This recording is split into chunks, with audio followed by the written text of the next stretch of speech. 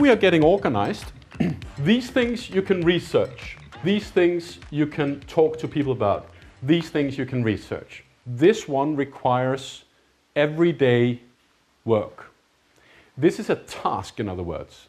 So when we talk about place brand management as something that should be done, then it means that which people are responsible for looking at the projected image.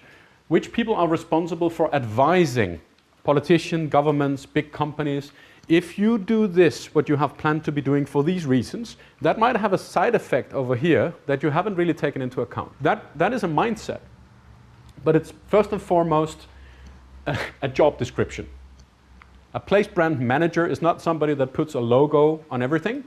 A place brand manager is somebody that advises everybody that influences the image of the place on how is that going to help or challenge our common strategy of where this reputation of our place should be going. And that is sort of like the central part where we say job description, place brand management, where you have all these things in part. You can basically boil it down to a very simple metric. This one. And I'm now assuming that you know what your place brand strategy is, right? And that you have a system in place where you will be able to signal how stuff will influence your place brand. Now you have two axes here. One of them is off-brand, on-brand. First thing, it's not binary. It's not yes or no. It's from -10 to +10. Now, let's say that you have a brand strategy where you say, well, we're really open, inclusive, or whatever, right? Something like that. And the actions that you do as a government or a city is against that. Okay? Then you are not just, neutral, but you're actually acting in how do you say that? In opposition to your values and your propositions. So this means that we need to have a system where we say, like, well, if we are promising that the things we want to be known for, the things we hold dear, the values that we really want to use as the guiding principles, as the question mark in our city, then we need to define how we would deliver that, but also when we would actually do the opposite, when we would hurt it. That's this one.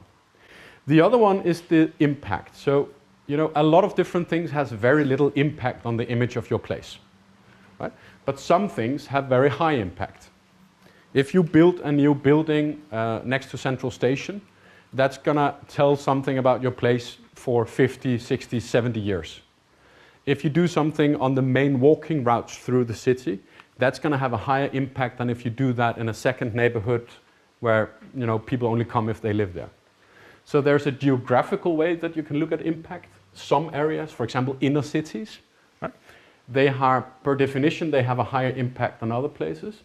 But there's also some things that have a lot of communicative reach of exposure, right? So if you have a big campaign where you tell the whole world, or you have a mega event like the cultural capital, that will, at least for a couple of years, have a pretty high impact on your image. So you can use this as some way of prioritizing that you say, like, well, if you have a proposal for cultural capital of Europe in, Pula, how would that actually then be used when it has a high impact? How can we then use it to get maximum effect in terms of reputation management? And this is not only about big events, it's also about very many small things, right? So if you have a lot of small activities, they all have low impact, right? But if there are many of them, right, and they might move up here, then you can strategically decide to bundle them and present them as a cluster, and then it moves up in that direction. What we use this for is before a decision has been made. If we don't change anything of this decision right now, how would it score? Yeah? And then we strategize and talk about, well, what could we do to that European Capital of Culture thing to make sure that it would move a little bit more in that direction? Or the smaller ones here, how could we increase the impact? This one is the task of the place brand manager. So the place brand manager's task is to signal and advise where something is on this scale and how it could move upward. It's a very simple job description. And there are people in the position to do this, and that's their job. So they make, using this axis a couple of times a week in event strategies, real estate developments, tourism promotion campaigns, you name it. The chief lesson, if it wasn't already clear, is of course that actions, what we do, speaks much louder than words. So maybe, just maybe, place brand management is not so much about what we say, but what the actions say about our place. And the only way we can achieve that is to integrate place brand management in our spatial decision making.